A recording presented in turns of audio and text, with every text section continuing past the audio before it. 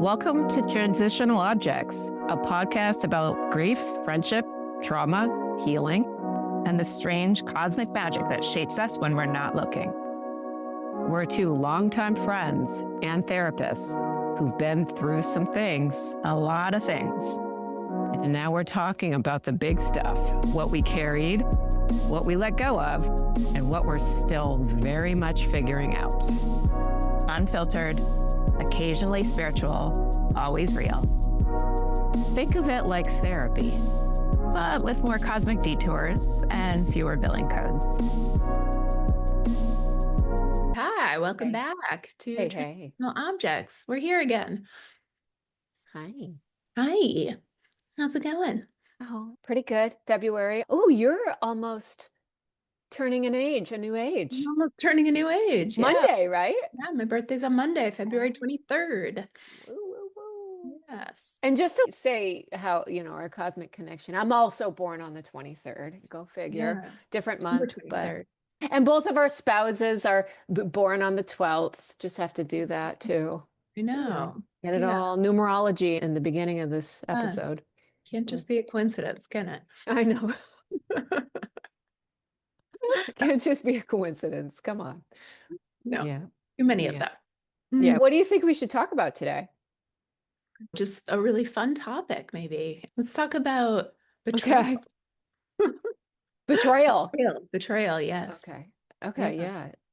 Well, what comes to mind when you think about that? That's a biggie, especially with where everybody is existing these days. What comes to mind for you when we think about betrayal? Yeah, well, so without going into too many nitty-gritty details, there was a recent situation that I had where there was an expectation around how certain things were going to go, and then out of nowhere that changed. The circumstances that I thought were completely different, and that information was just presented out of the blue, what felt like out of the blue to me. And to me, that felt like a betrayal. It felt like a betrayal of an agreement that had been made, and a betrayal of maybe even some type of relationship. And it was upsetting. But as I was like just trying to notice it and be curious about what was happening and how I was reacting and responding to it, like one thing I noticed that was where I went initially that I thought was interesting was immediately trying to make the other person involved the bad guy. So at the time when this first happened, there were a lot of details I didn't understand, I didn't know yet, and a few different possibilities of how this change could have happened. But where my mind went immediately was, it must be the worst possible one. So it must be the one where the other party is evil and bad and they're trying to hurt me. And like they go through all these seemingly unnecessary steps to directly hurt me. So I thought that was interesting, is that was my first assumption and my first place where like, well, yes, absolutely, it has to be this way, that it's bad intentioned and evil directed towards me. That's actually not the truth of what happened, but that's where I went first. Yeah. And you went there first. I guess I wonder why you went there first. I mean, not thinking that it's a totally conscious thing, but you did go there. You did default to like, I mean, that's a true betrayal. There's a difference between a misunderstanding and a betrayal. Where you went with this is more akin to betrayal. It has that vindictive, kind of malicious malintent towards you. And so I guess I wonder if you have any thoughts around why you went there. Yeah, that's right. Even just like labeling it as a betrayal as opposed to some kind of miscommunication or misunderstanding or whatever. Yeah, I've been kind of trying to sit with this a little bit since then and understand that a little bit more. And I don't know that I have a clear story of that yet, but I do think it's protective. You know, whether it's a betrayal or a hurt in some form or another, when that happens to me and probably to some other people, the first I feel hurt and vulnerable in some way. So the first place I want to go is to protect that, Mm-hmm. to protect myself and to maybe remove any potential wrongdoing or mistake or blame or whatever from myself and immediately put that on somebody else or something else. Mm-hmm. Their fault. That makes sense. It's not Yeah. necessarily accurate, but it's just Right. protective of trying to keep myself. I've already been hurt in this situation, and so it's trying to keep myself from getting hurt further. Mm-hmm. Mm-hmm. And if there's somebody to blame, if there's a bad guy, Mm-hmm. then I think there's a way to initially, Yeah, right. not maybe in the long term, but there's a more of a way to make sense of the situation that maybe is this maybe, and in this case I think does end up being a situation that still doesn't completely make sense, but it is what it is. Mm-hmm. And if you have a bad guy, if you have Mm-hmm. like a person who did the wrong thing, like then that can maybe make a little more sense, and Mm-hmm. it could be something our brain can wrap around in a little bit better way. Well, better way, meaning like more black and white. More black and white. Yeah. Yep.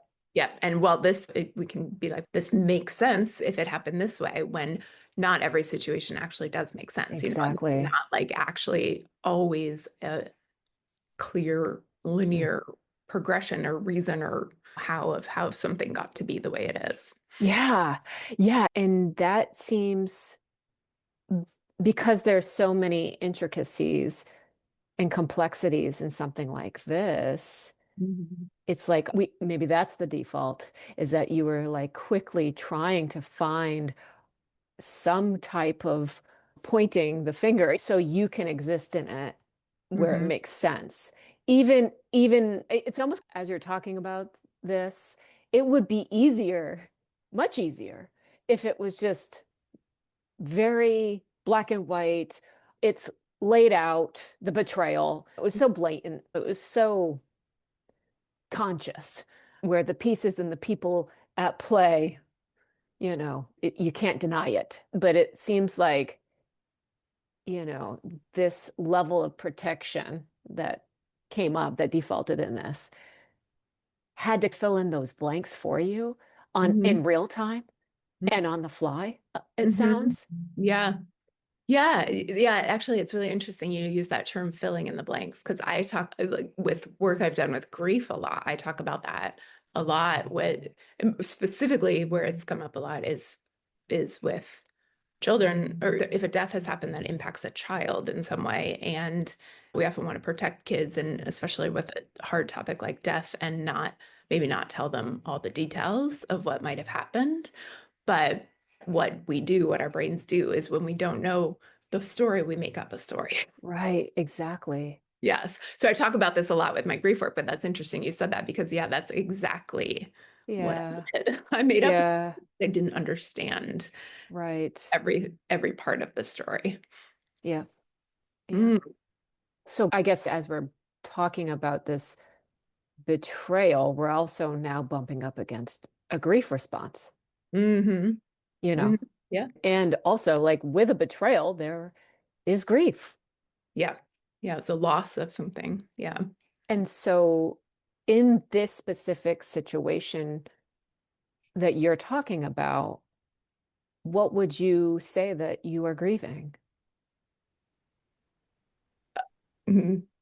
A loss of a story I had created around how something might be. Hmm. And I think a loss of initially, this hasn't panned out to be true, but initially a loss of trust, because my assumption went to, this must have been malicious. So therefore I can't trust Hmm. the other person. And even wider than that, therefore I can't trust people in general. This is Yeah. how, through these like very specific situations and scenarios and ruptures, Mhm. that's how we kind of form and pad, if you will, right? Our extreme beliefs around trusting everybody, Yeah. because we got our trust broken with this one. All You right, well, can't trust anybody. time to armor up. We're Yeah. just not Mhm. gonna.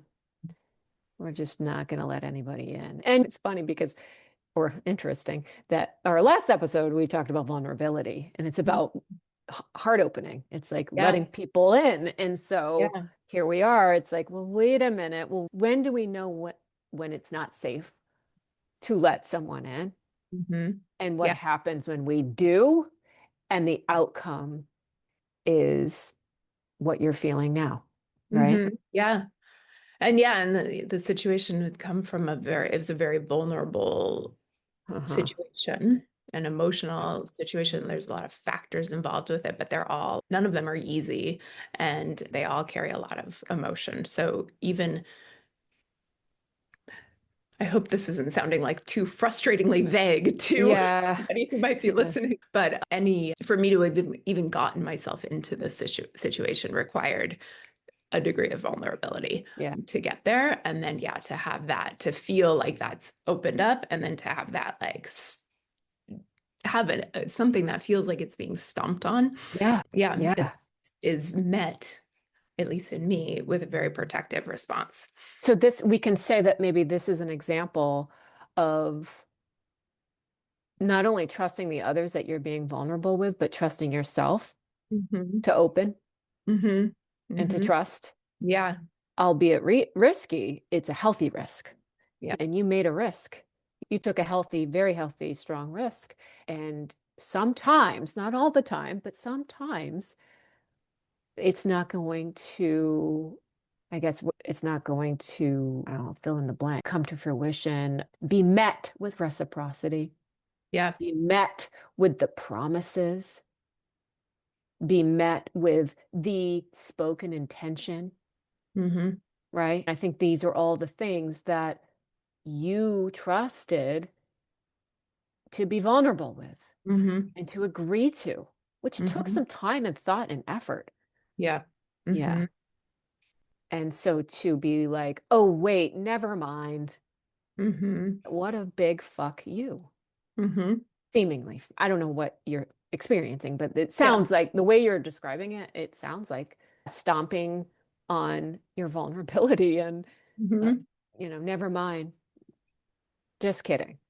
And it was very different than the way I would have done things. How would you have done things? Well, just what I mean by that is I feel like if the situation were reversed here and I was the other party involved, like Mhm. we never would have gotten this far because I would have been more, I'm just very careful to, like, check all the boxes and Yeah. make sure that every step Yeah. is done correctly. So Yeah. the situation this wouldn't have even been a situation because, or at least the way I view it, because I would have Right. done it differently. So that piece comes in too, like, well, you did it wrong, Yeah. but Yeah. wrong is Yeah. different.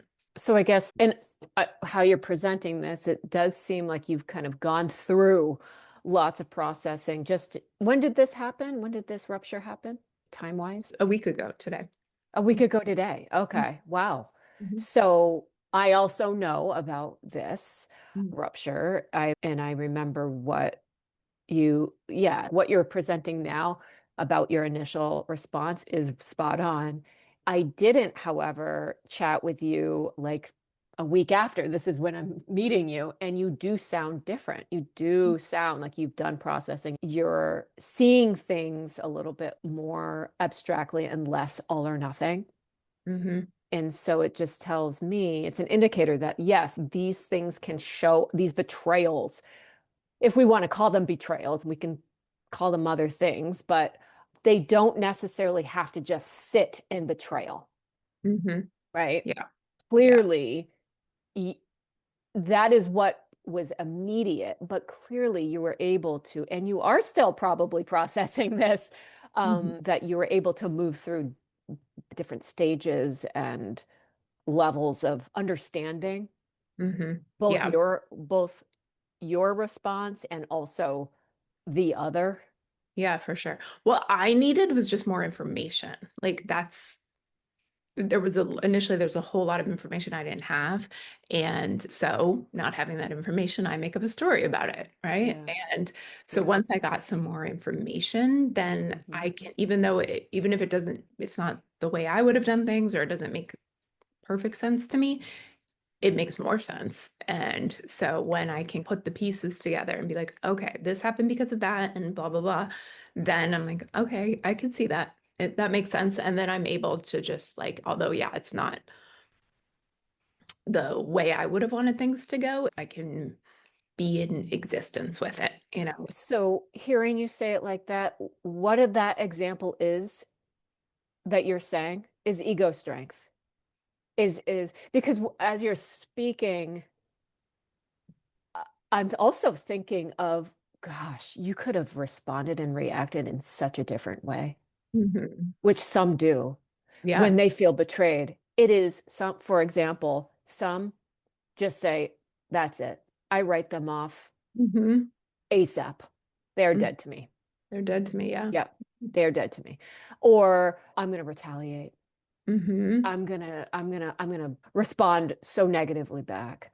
But what I heard and hearing you say is you took a breath, you took a step back. You had to probably calm your nervous system in whatever way you chose to do. And once you're able to do that, your ego started to, which is your strength and ego, was able to kind of look at things in a more clear, through a more clearer lens, looking at the others, what they're presenting, factoring in the information they had that you didn't, and vice Hmm. versa. It seems like you, by you noticing this feeling in you, that was kind of your cue to say, Hmm. okay, how do I want to exist in this? Yeah. Yeah. I think it's important if we're talking about betrayals, it's like it's also important to talk about how do we exist and how do we react and respond to betrayals. Yeah. There could be Yeah. many ways Hmm. that you could have responded. Right.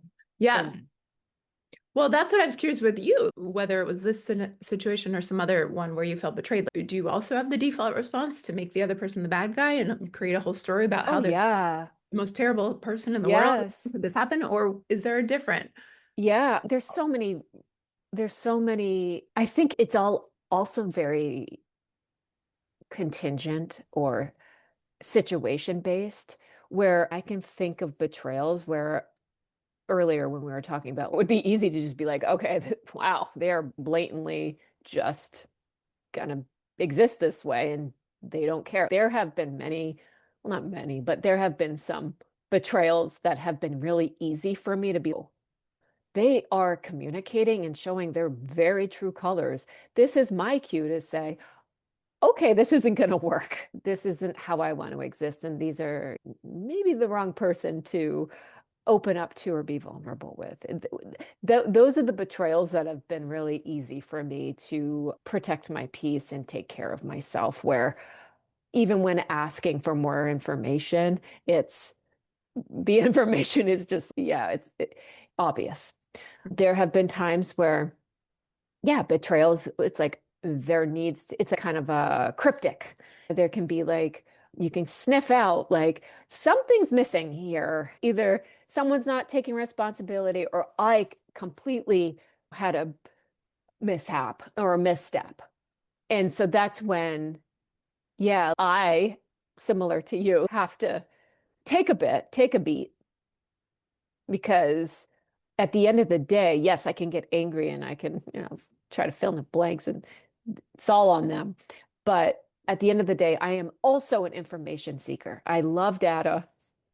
It's soothing for me. Other people may be like, yeah, no. But at the end of the day, when I am regulated, more regulated, I will do what is necessary to make it have more logical sense and real sense, not made up, not filled in the blank sense. And so but I also know I can't do that if I'm enraged or saddened Mhm. or upset, like to the point where I can't be rational. I'm not saying I have to dismiss those feelings, but I think for me, I just need to like know that those feelings exist, but also if I want to move forward with a clearer understanding, I'm going to have to regulate them and move forward. Does that Mhm. make Mhm. sense? Yeah, sounds pretty similar. Yeah. There have been choices and decisions of me terminating relationships and or communication with people. Mm-hmm. Hmm. Yeah. But again, that is because I had lots of information that was screaming at me, these people are not safe. They do not have your best interest, and you got to move on. Yeah. Yeah. I think I also get in this place of like feeling like the other person absolutely has to be held accountable for what they've done. Sometimes, not necessarily with this situation, not at all actually with this situation that we're talking about, but in past situations where I have become somewhat of a crazy person, trying to force that person to become accountable for Hmm. for Hmm.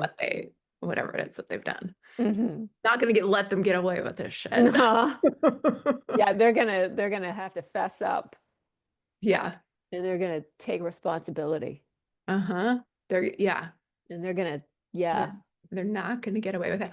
Oh my God. So I'm gonna just Yeah, say it. what are you thinking? I'm thinking, I'm not going to name this person, but you're going Okay. to. All right. I'm thinking of somebody who I dated a long time ago who you absolutely hated. And it was like a totally toxic, terrible relationship.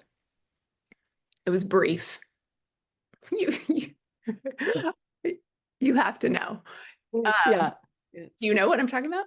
Was this in, oh, yes, no, I do. Yes.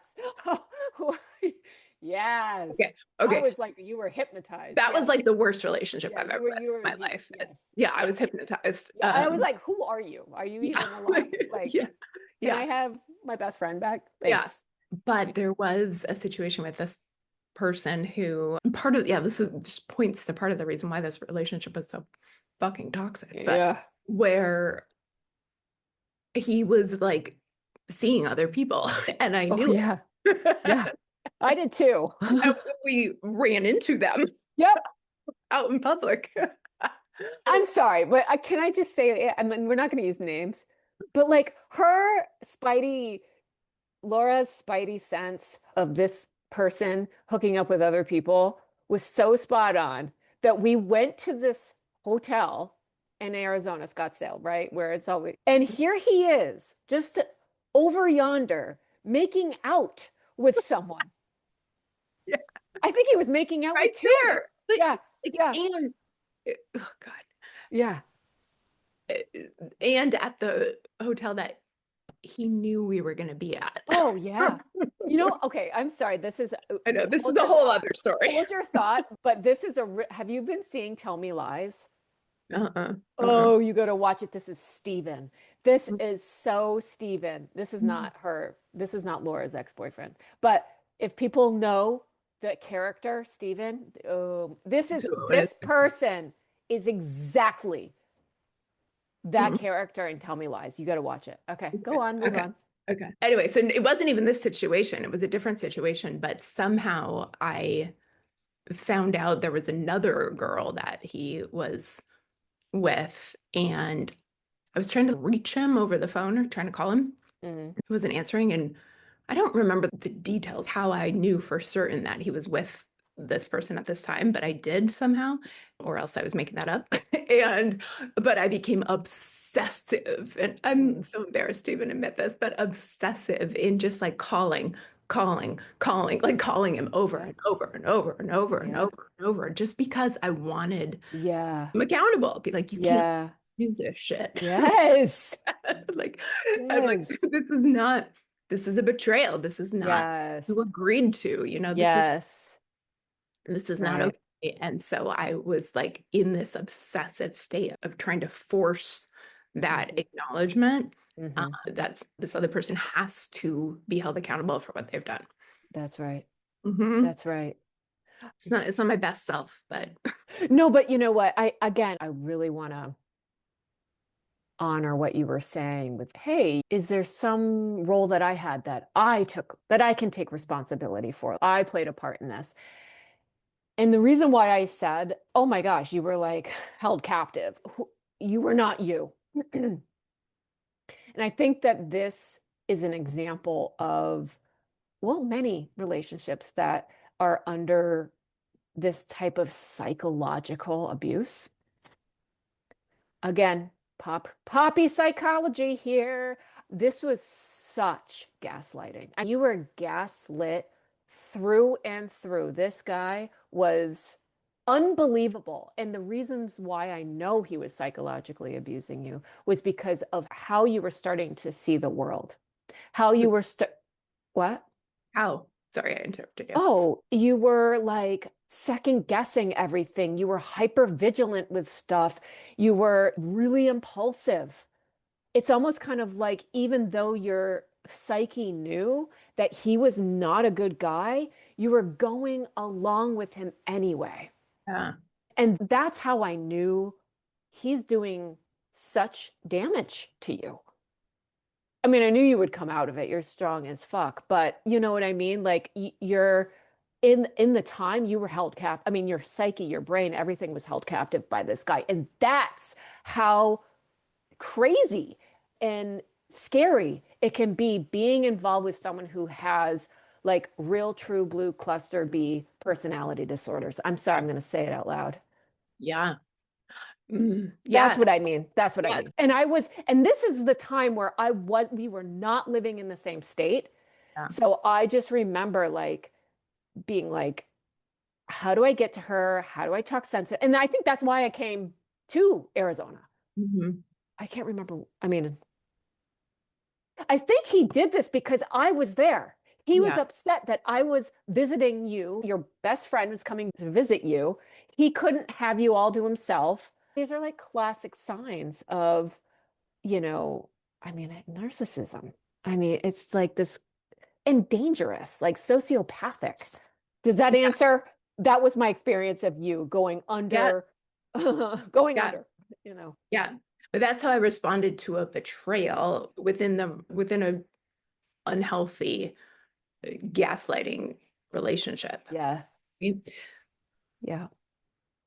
don't know if at this moment, not going to go back through my entire history in my brain, but I don't know if in a different kind of a relationship, whether it was a romantic or otherwise, like where it wasn't like as toxic or even toxic at all as this one was.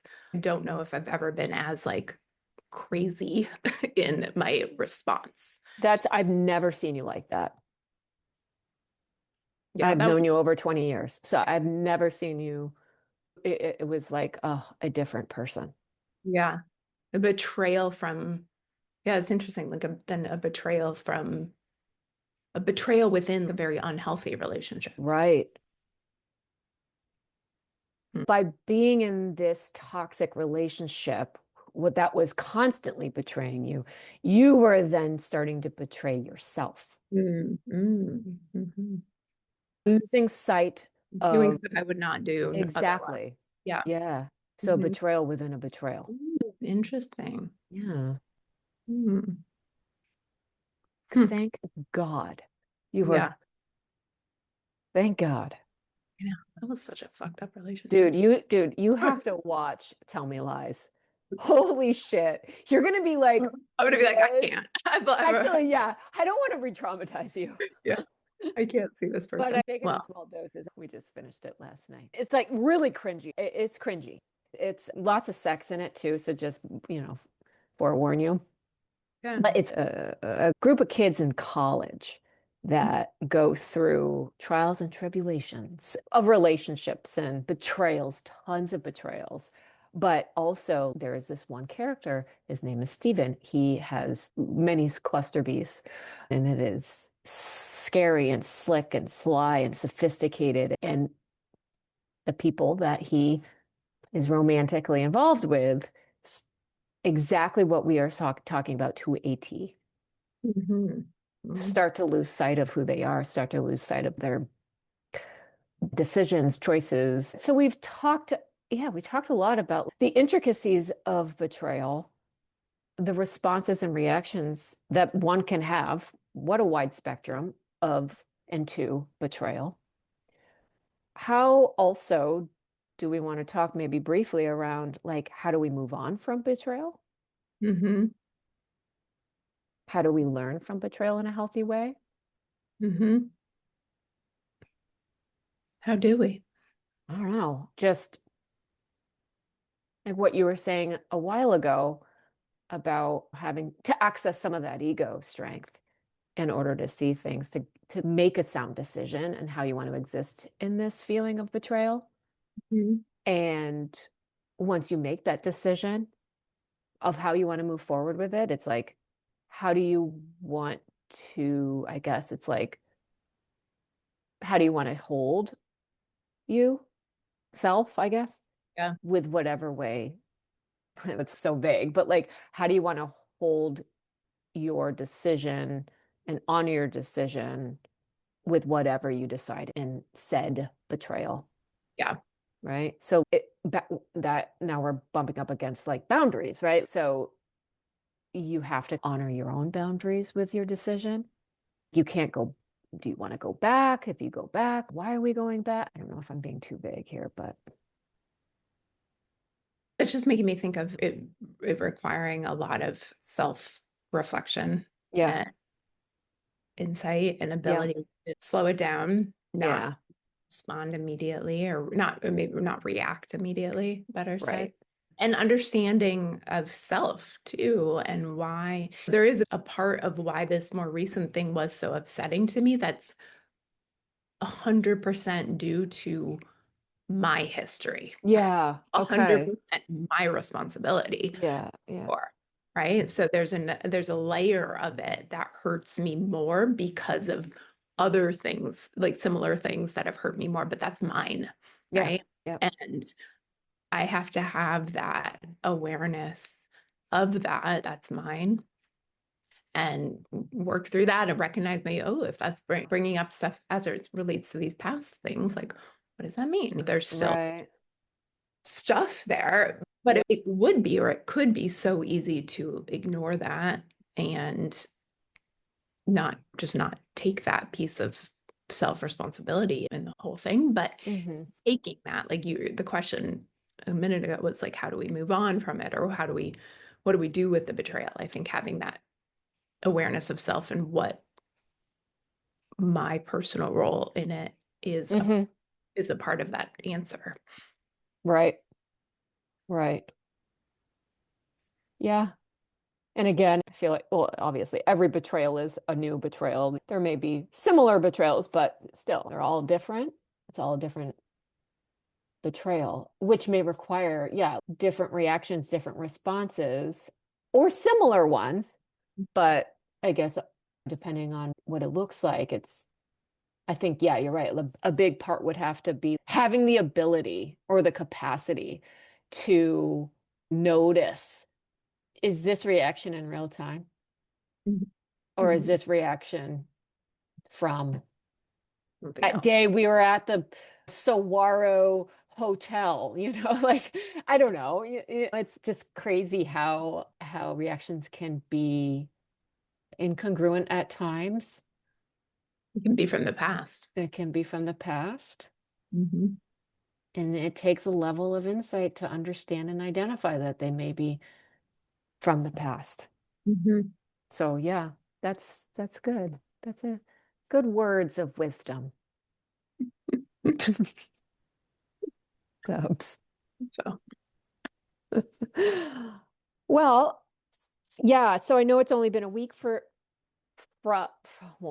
you since this kind of rupture, betrayal. So I'm sure you're not done working through it, but it does show that you have definitely done processing around it. mhm. Yeah. Yeah. Yeah. It feels more settled now. Yeah. It feels more just like it is what it is. It's a Yeah. situation that it, it wasn't what I would have called an ideal situation, but it's the reality. And Yeah. Yeah.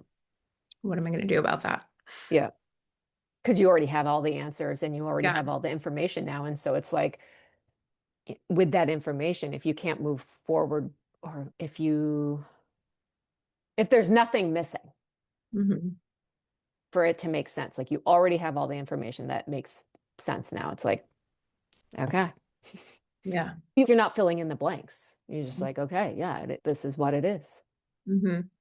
And that actually makes me think of a practice that I learned in yoga and try to apply to life. And that also maybe comes back to answering the question of what do we do with those betrayals, afterwards? Right. It's the practice of relaxing with what is. Ooh, okay. Say that out loud again. The practice of relaxing with what is Yeah, the good. reality of any situation. Like Yeah. we can, I mean, again, this is something I learned in yoga, and this was initially a huge, but also hugely transformative lesson with Bo's death. Because I could fight it, could say, this shouldn't have happened, Right. all of these ways of fighting against the reality of the situation. But the reality is the reality, it's Right. this practice of learning how to relax with that and not fight. Yeah. That's been a big one for me. And now that I feel like this scenario is in that now, like it's not my top choice for, Right. but Yes. it is what it is. Yeah, And yeah, how yeah. to relax with that. And also surrender to it. Yeah. That's what I think of Yeah. the surrender to it. Yeah. With it. Not Okay. continue fighting it. Not continue fighting. It doesn't, and this isn't to say I might not do something about it, but not continue to fight against the reality. Like in this moment, it's the reality. I could make a choice to do something to try to adjust that in the future, maybe, but that's different than fighting against it and saying, well, this fucking shit shouldn't have happened. And it should have been this way, and they should have done it this way, and blah, blah, blah, blah, blah. Those are different experiences.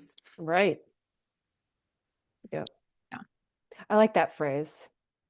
I want to use that phrase. Relaxing with what is. For myself, yeah. In my practice, I want to use that. Big one. Yeah. It's a biggie. Yeah. Mm-hmm. Sweet. All What right. else? What else? Are we good with betrayal? I mean, who's really good with betrayal? Let's be honest. Yeah. But maybe Okay. that's it for now. Yeah, that's good. All right. We'll tune in next, folks. Next time. Can't wait to see what fun topic we'll be talking about. I know. Maybe a little bit more fun than today, but or not. Yeah. But I hope that some of this resonates and hits or connects and makes sense and validates and normalizes and all the above for whoever is listening. So. Okay. So, this is my last time signing off at this age. Oh, yes, that's right. Can we please give her a happy birthday? Next time we see you, I'll be a year older and wiser. Oh, yes, always. All right. Well, happy pre-birthday. I mean, obviously, I'm going to talk to you on your birthday, but, for the sake of today. Make it public. Yeah. All right. Thanks. All right. Guys, Ciao. see y'all next time. Bye. That's our episode. Proof that therapists can overshare too. If you're leaving this feeling a little more human, good. That's kind of the point. Send this to someone who gets it, or someone who really needs to. We'll be back soon with more stories, more tenderness, and a rotating cast of unresolved issues. And maybe a few coping skills. Maybe. Until then, hold yourself like you would someone you love.